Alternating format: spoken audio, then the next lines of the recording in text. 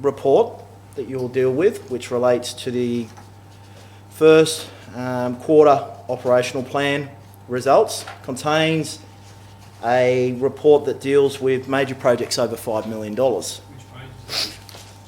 That is on, Councillor, page 20 of today's agenda. That report states that the total project expenditure for the Civic Centre, one moment, councillors, is $9.046 million. Now, my point of clarification relates to the total project life estimate for that particular project. Unfortunately, at the time of preparing that report, what we excluded was expenditure that we had incurred in 2017-18 in relation to that project. Expenditure incurred in 2017-18 relating to that project amounted to $218,000.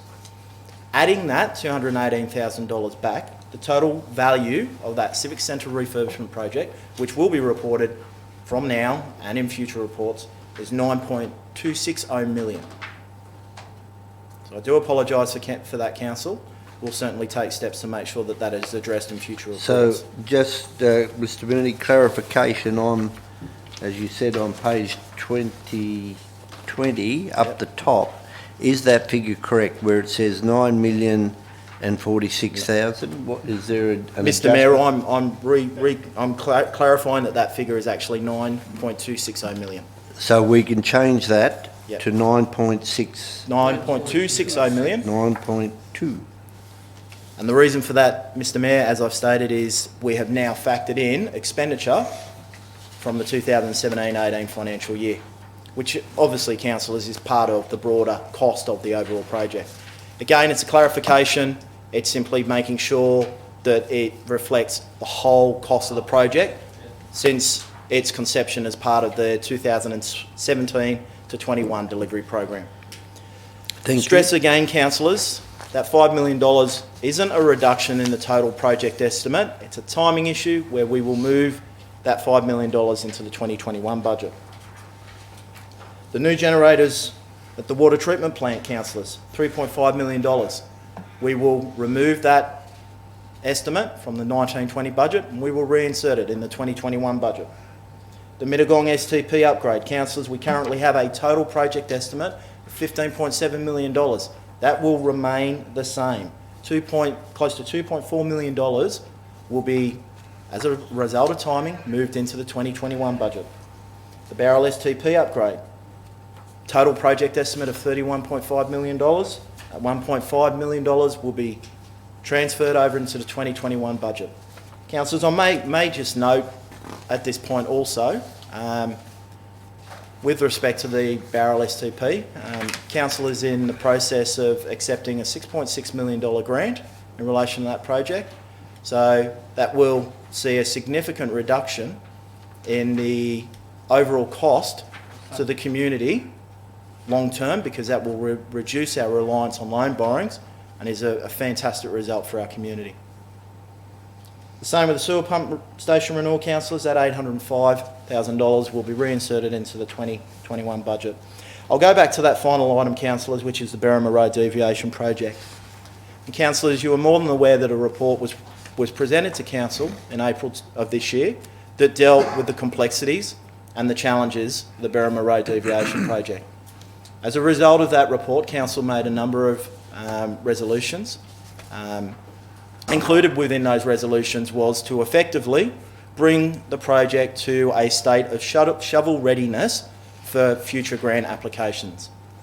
You'll also recall, councillors, that that report stated that to do so, council would need to spend in the order of $4.4 million. At that stage, back in April of this year, council had spent approximately $2.2 million. The adjustments that we have brought to account as part of the September quarterly review, where we have effectively reduced the overall project by $3.8 million, now provides for a total project estimate of $4.4 million. Again, I'll state that will allow council and the senior management of this organisation to bring that project to shovel readiness for future grant opportunities. Councillors, on that note, I'll hand over to you and I'm happy to answer any questions that you may have. Thank you, Mr Mooney, for that very comprehensive report. Any questions from councillors in relation to any of the issues or reports that that Mr Mooney has mentioned just then? Councillor Nelson. Happy to. Can I stay seated, Mr Mayor? Happy to. Can we stay seated? Yeah, oh yes, you may stay seated. Just in regard to the deficit of the 123,218 that council approved, do we know of any other councils that did what we did and declare a deficit? Do we know if any other councils did that, or did they incorporate it into their budget? Through you, Mr Mayor. Councillor, that's not something that we investigated. I dare say... Maybe I could answer that a little bit, because Of course, at Mr. the Mayor. local government conference, there were quite a few councils, in my recollection, who ran a deficit budget to protest at the late inclusion of that 123,000, or however much they had to contribute. So perhaps a little bit of council power did have an impact on the state government rethinking their strategy on this. And their excuse, Mr Mayor, do you remember? I don't think they did really. They just said that they would fund it for the first 12 months. Well, they did say that it was because every council in New South Wales had already set their budget before they imposed this fee onto us, and also they mentioned that a number of the country councils were doing it tough through the drought. Were the two excuses why they that's correct. decided You are right, to Mr. Nelson. take the Yes. first year. But I think the first one, the fact that every council in New South Wales had already set their budget, and then they imposed this additional impost on the council. I would- Admittedly, for emergency services, it appears to be warranted, having regard to the bushfires now, but it's a bit silly to be doing it when every council set their budget. Yes, I think it was a justifiable reason for them to absorb the cost. Thank you, Councillor Nelson. Councillor Turlin. Yeah, look, firstly, if you go to page 8 or page 9, in the conclusion it actually says that the state government has decided to refund the first year increase. What happens in the next year? Is it going to come back to bite us? Yep. So we need to make an adjustment ready for that. That's what I'm just going to highlight. So we're not short again in our budget process. The other issue or things I would like explanation is the increase in income is 38,300, and it just happens to be the same cost for the fit out for the Civic Centre, 38,300. It just seems coincidental that they are exactly the same figures. Mr. Mooney. Through you, Mr Mayor. Councillor, no, it's not a coincidence. It's effectively the fit-out work there is unrelated to the refurbishment project. Yep. Obviously... Oh, sorry, That's all right. So I'll start again, Councillor, if I may. The figures in relation to the Civic Centre fit-out, it isn't a coincidence. The reality is that over the past several months, there's been an increase in staffing resources in certain parts of the business, and we've had to ensure that we've provided suitable accommodation for those staff. Effectively, we've provided a budget, and that budget will have to deal with those staffing accommodation needs. Okay. What with the Civic Centre, you mentioned you go to page 20, 9.26 million, I think you said. Where do we go further along the sheets? And I'll get you the page as I find it. Are you talking the attachment or the business paper? Now in the attachments. So if you go to page 15 of the attachments, reduction of 4.78 million predominantly due to the net decrease in civic centre refurb. Can you explain what that actually is? Page 15. Now, under budget, the total, this is 4.15. Item building. Through you, Mr Mayor, yes, I can respond to that, councillor. The 4780 is the net figure of the $5 million reduction that is reported on page 7, and also the $38,000. On those two figures together Yeah. make 5 million. Those two. Exactly. No. Can I review that, councillor, and come back to you, please? Yeah, well, while you're reviewing it, can you also go to page 17, same thing, civic centre refurbishment reserve, 5.03, 6.67 million, which is what we just spoke about on page 20. Just want to make sure that all these figures are lining up between each of the areas. Through you, Mr Mayor, I'll take those on notice, council, and I'll come back and provide further clarification as to how they've been reflected in the quarterly budget review statement. Do you know what part of page 17?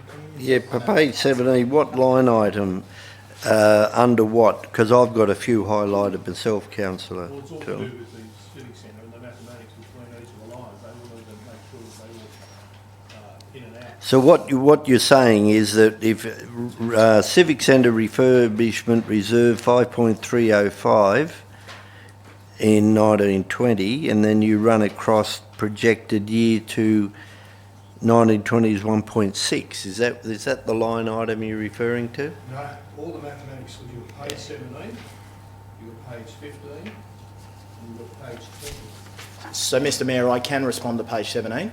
Happy to do so. Councillor, the Civic Centre refurbishment project is made up of a combination of funding sources. We will be drawing down on the Civic Centre refurbishment reserve. We will be proposing to utilise loan borrowings, and we are also proposing to utilise a number of other internal reserves. The $4.3 million reduction, the 4389, which is reflected on page 17, that reflects the portion of the $5 million that we are reducing specifically from that funding source. The remaining balance of the $5 million will come from other funding sources. Okay, but why doesn't it on page 15, the mathematics see up the numbers come together? That's the one I'll need to see further clarification on, councillor, and I'll come back to you on that. Yep, okay. Also, let me go back to where we started. 38 you've answered. The 10 million you've explained. We're only in, we haven't gone to the contingency section yet, so we'll leave that for a minute. So, I will ask you just to make sure and check that the Birmingham Road delineation project, all the mathematics are not again, like the civic centre. I don't want to have any discrepancies, it's going to be clear on the top of the channel. Well, no, we're not on contingency. Well, is there any further? Councillor Whipper. Thanks, Mr Mayor. Mr Mooney, you mentioned that there was a $6.6 million grant in relation to the Bowral STP upgrade. Just wondering what was the source of that grant funding, and whether or not that with that grant funding it allows us to start the project, and if there's a start date for the project. Mr Mooney or Mr Paul? Councillor through you, Mr Mayor. The $6.6 million was from the Safe and Secure Water program.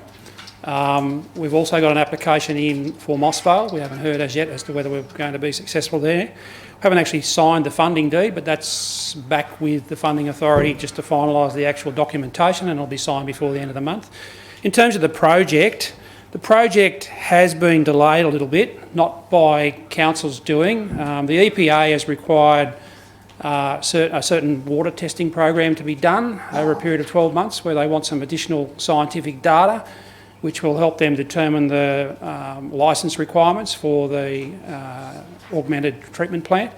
So we're waiting on, well, we're not waiting on that. That's slowed the process down a little bit. We've completed the concept designs for Barrel. and we're about to go to tender for the detailed design. In terms of a program of works, I'll have to take that on notice. That water testing, Mr Paul, we've completed that water testing.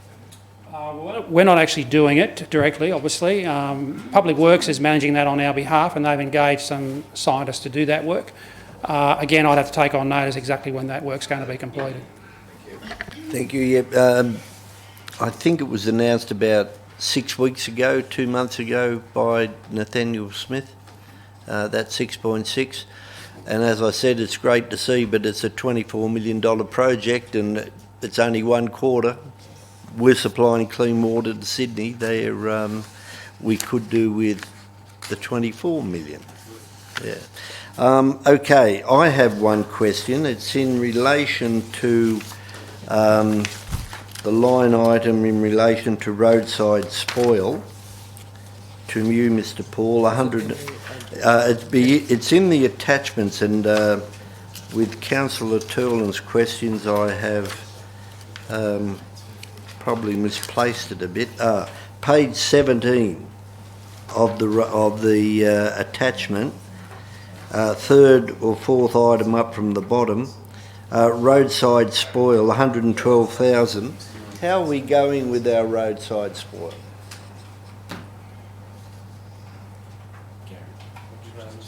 Mr Mayor, it's an ongoing challenge for us, to be honest. There's no easy solution to it. We continue to look for opportunities to legitimately use excavated public road material, as it's called, in roadworks projects, because it has to be used within a road corridor. That's not always easy. The reality is that if we don't do that, then we are required to get rid of it through a licensed landfill, and that is a very expensive alternative. So it's an ongoing issue for us. We're looking at potential opportunities in the future to establish a depot and have an EPA licence where we might be able to process this material or reprocess this material. If we can take the organics out of it, then we still have to use it in road reserves, but the material can be used in some cases for actual road construction works, not just works that are, I guess, adjacent to roads. So that's something we're looking at as a long-term solution, but it is an issue for all councils in the state, to be honest. Okay, but so that 112,000 is... It's It's going to keep going. To when we do start to look at options, including Brokers Road, where we are looking to establish a depot, we've got a little bit of money to do something. Right, thank you. Any other questions? Yeah, just on what you've just asked then, so what is our total cost now for the spoil per year? This is just budgeting for the next, is it 1.5 million? By memory, I remember years ago told. Again, through you, Mr Miller, I can't tell you what the figure is because those spoil costs are built into projects, so we include it as a part of the project. It depends on the project, and we've got some very tricky projects coming up in Barrel, where we do know that there's coal tar under the road. They're going to be expensive in terms of remediating or getting rid of the material that we have to take out. And where will that go? That'll be a government $142.50 fee to the government? Yeah, look, anything that goes to a licensed landfill, the gate charge includes that Section 88 levy. Sorry. So, yes, the government does benefit from those roadworks, which is, it's hard to swallow that we have to actually dispose of material at a licensed landfill and then pay the government $142, well, it's a bit more than that now actually, a tonne as part of that. It's a bit of a pill to swallow, I'll tell you. So we're doing our very best to try and find legitimate uses for EPRM, but it's becoming more and more difficult. One more. No, I've actually got a few more in relation to the contingency. Yeah, no, one more in relation to this. No, see, you've got the Mittagong tip, which has already been designated as an area that we have to cap. There's an opportunity to put a little bit more material over that and then cap it. It's our own land. It's contaminated already. We know we've got to cap it with clay.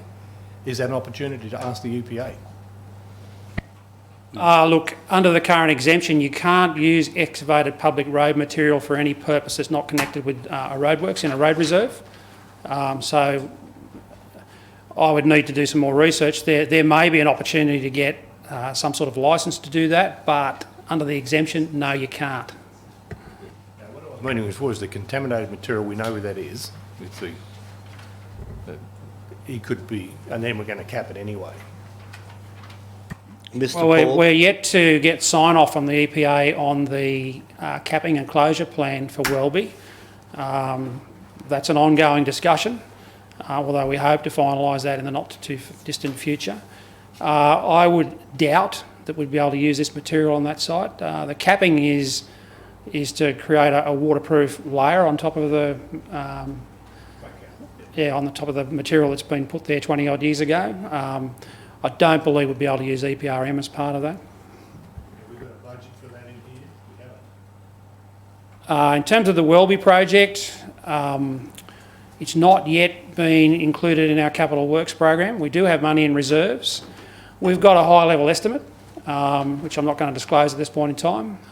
So until that closure plan is signed off by the EPA, we know exactly what it is we've got to do up there, and it's going to depend on the depth of the material, because obviously the deeper the material, the more expensive it will become. And part of that is a conversation about the final use of the site when it's actually remediated. That will affect the capping and the cost. Yes. I find it extraordinary we have a budget every year of 25,000 and then we have 21,159 left over.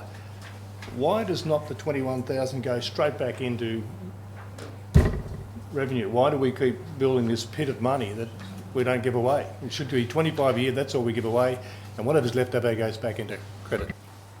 Mr. Mooney. Through you, Mr Mayor, that would be entirely at the discretion of council. Council. Council can choose to do that. We'll put a motion up. Doesn't mean to say it'll get through. I mean, sometimes it's nice to have a $3,000 or $4,000 in kitty. Anyway, that's the answer. It's council. There's $29,045. Think about it, Councillor Turlin. Okay, is there any other questions in relation to... Look, just I'm hearing that the federal government's ready to roll out some grant funding for infrastructure projects. So is council in a position or to review its shovel-ready projects or existing projects that we could apply for that government funding? Through you, Madam General Manager. Mr. Paul. Through you, Mr Mayor. Councillor Nelson, there are a couple of funding announcements in recent days or recent weeks. The state government's got a $500 million program for regional and rural roads. The criteria around it are a little restrictive, but we're already looking for projects to put an application in, or a number of applications in for that funding. The federal government, I've seen something recently where Angus Taylor was part of an announcement for money, particularly for infrastructure that services heavy vehicles and supports the heavy vehicle industry. And that can be roadworks or rest stops or a whole range of things. So we're having a look at that as well. So we're always looking at grants, and we're always looking to try and grab grants, and we do very well in that space, in my opinion. All right, we have a recommendation. As at the beginning of the report, page 5, recommendation the council approve the budget variations reported. Move Councillor Nelson, seconded Councillor Halstead. Any further discussion? Put it. All in favour? Those against, carried unanimously. 6.2, page 10, Quarterly Operational Plan Progress Report. Who's reporting on this one? Thank you, Ms Lidgard. Good morning, councillors. This is the quarterly exception report on the Operational Plan 2019-20. It's an exception report on our progress towards achieving the operational plan. This is the first exception report for this financial year. You'll see at the end of September we had 97.5% of our deliverables were on track, 2% needed attention and 0.5% were on hold. You'll see further details in attachment 1 in terms of the exceptions. What we've also included in this report is a capital works exception report for projects over $5 million, and further details are included in attachment 2 of this report. This exception report on capital works projects over $5 million will be provided on a quarterly basis to the Finance Committee. Happy to take any questions. Questions, councillor Turland?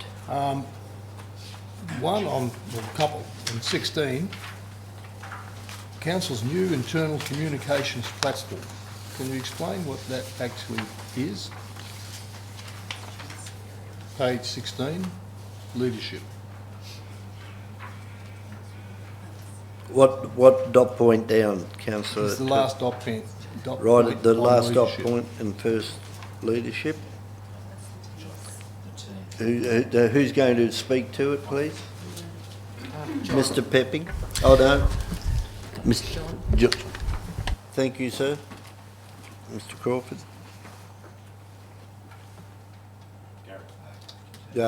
Councillor? Through you, Madam GM, that's the implementation of our new phone system, which is a Teams platform, which said it's a phone platform and collaboration tool, which has been rolled out council-wide. Can I ask a question also? Why do we have leadership there? Second dot point, leadership. Council successfully prosecuted illegal tree removal in Yarramble, a $25,000 penalty and a 11 and whatever. Why is that in leadership? Why is we bragging about? No, we're not leadership? bragging, councillor Turland, but Mr. Crawford. Well, there's a lot more. Nothing to do with John, because part of the governance of this organisation and this shire is actually the expectation that the community has out there that we will take all necessary measures to protect the environment. And that is part of the community's strategic plan. And there are objectives in the community strategic plan around that. And it's under the leadership banner. That's only one of a multiple groups of prosecutions this council has taken, but you've highlighted one only. That's because we're actually reporting for 3 months, July, August and September 2019. It's a quarterly update. So I assume at the next quarter we'll see the digital sign prosecution in there. Quite possibly, Councillor. I don't Okay. know whether it will or it won't. Okay, place, if we can. These are all the items of work that's been undertaken, but I can't see anything in there about Station Street. It's still being undertaken. No, there's work being undertaken and the engineering's been done. Costs have been expended. Why is it not in there? Madam General Manager, Sorry? are you, Ms. Lidgard? Councillor, this is an exception report, so what we do, it's not an exhaustive report, we're just pulling out key highlights and also drawing your attention to some of the areas that need some further focus. So this part of the report you're looking at now is just some of the highlights across the organisation during that quarter. Well, the reason why I say that, because it obviously changes this fantastic 97.5 on track work, if it was there. And if you go to page 18, there's a statement about the project there. Of what project, councillor? The Station Street project Yes, needs attention, down the bottom. which changes the actual platform on page 15 when you actually bring a project that's not been... Well, that is operational plan, Yep. councillor We are in Turland. operational The other now. one, you're on to places. I mean, We're in operational now. That's Councillor, exactly if you go to page 18, that's where the exceptions are, where we do need to focus more. OP 109 is the Station Street exception. That needs attention. it says exceptions up the top. But I'm saying, That's one of these. it just makes it sound like everything is really going fantastically well. Well, we all know things don't go very well at 97.3%. It's impossible. Anyway, well, I'd just like to point out that in fact Station Street is one project. This report actually looks at the totality of what this council does across every branch, in every activity that is not necessarily capital works, but works that is done by in-house staff across all of the activities we do. It includes everything we do. In the scheme of things, if you took it even from financial terms, Station Street is not the biggest cost to or expenditure item. This report is a reflection of the entire organisation, all of the objectives in every branch, and the progress being made across the organisation towards those objectives. Point, the two biggest Councillor projects that Turley. this company, I was going to say, has undertaken, in our term of this council, haven't proceeded at this point of time, in 4 years, 3.5 years. Station Street, the Berrimah overpass. So you can't give yourselves a fantastic rating on one page and have two failures that have come through in the last... Not failures, one that haven't even been started. Councillor Turland, the General Manager stated in 2 seconds ago that this is a quarterly report. It is not an overall... it is a quarterly report, and it says from and to. So, anyway, what else would you like to raise, Councillor Turland? The overall council progress towards the delivery is an annual operational budget plan 1920. It's on the first page, first paragraph. Okay. Maybe we need to have another sheet underneath that actually shows where we are to date. That is where we are today. It's 3 months into a 12-month period. This quarter, or is that the 3 quarters then? No, this No, This quarter. This quarter. July to September. I still don't... Well, that's why we have quarterly finance meetings, because they're on a quarterly basis. That's why we have 4 meetings a year. Okay. We have a recommendation. Moved Councillor Whipper, seconded Councillor Nelson. Any further discussion? Put it. All in favour? Against? Carried. Now we go, and just before we leave this, at the back page there was the sale yards attachment. Just so, and there will be an official ribbon cutting of the $5.3 million upgrade on Tuesday the 2nd of December. So we'll just let you know now at 10 o'clock just. So it's a big project, and as Councillor Turland has pointed out, like Station Street, it is a big project and it will be done. Oh, and there's new seating out there if you wish to go out and sit down. Okay, so we move on to the last item, which is in relation to a request for a loan to build a sidetrack out at Belmore Falls Road. I'm just trying to get the item. 22, page 22. Page 22. Belmore Falls Road, Burrowing Creek Bridge sidetrack. Mr. Paul, would you like to introduce this, please? Through you, Mr Mayor, the report before you this morning is basically seeking for council to allocate $150,000 out of the capital projects reserve to allow us to proceed with the construction of a sidetrack at this Belmore Falls Road bridge over Burrowing Creek. The bridge at Burrowing Creek was one of 44 bridges, I think, that we had assessed over the last 12 or 18 months through a program where, again, we got a $444,000 grant from the federal government to have all of our timber bridges assessed. The bridge out there has been assessed as being in poor condition, and a 3-tonne load limit was recommended, and that's been put in place. That obviously creates some issues out there, particularly for some primary producers who need to get their produce out. We've had ongoing conversation out there with one major primary producer out there in terms of getting their potato crop out. We believe we had an understanding that there was agreement about getting that crop out through the Belmont Falls causeway.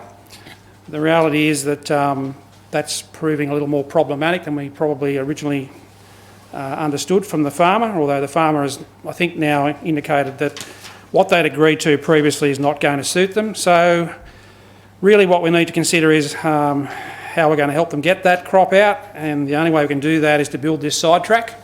There's a 42-tonne truck that goes in and out there through January, February, March of next year when they need to take their crop out. We are going to need a sidetrack if and when we do build the bridge. The bridge will be built obviously, but we're chasing funding at the moment under the Fixing Country Roads.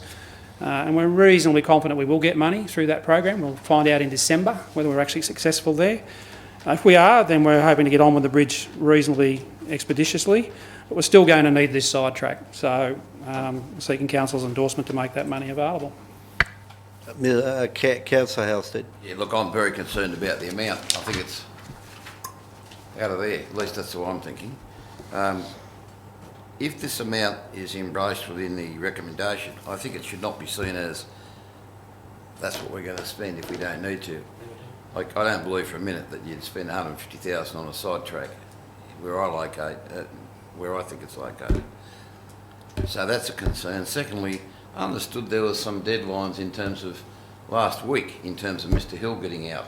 So all of a sudden, can I get an explanation as to why the bridge is not happening yet? Or, I mean, there was an understanding he was going to go an alternate route, which is now, because of safety reasons, is the problem, if you look at it in detail, in terms of trying to access that causeway. Exactly where are we at? I mean, is the bridge going to be replaced or not? I'm not sure. Reading this now, I don't know whether we are or not. I think ultimately we are if we get a grant, by the sound of what you're saying. So why have we come to this point of having this person that thinking that he's not going to get anything out if we haven't even got a grant on it? I mean, do we intend to go ahead without the grant? I think it needs a fair bit of explanation, to be honest with you. Okay, Mr Paul, through you, General Manager. The replacement of this bridge is not in our 4-year capital works program. So it's been identified through this program of bridge assessment as being a high priority. So if we are unsuccessful in getting money through Fixing Country Roads, then it will be something that we will need to look at in terms of our 2020-21 budget. And we'll need to look at an opportunity whether we can fund it through either loan funding or through our reserves. So it's not in the 1920 program. So from my point of view, that heightens the requirement for us to get this sidetrack in.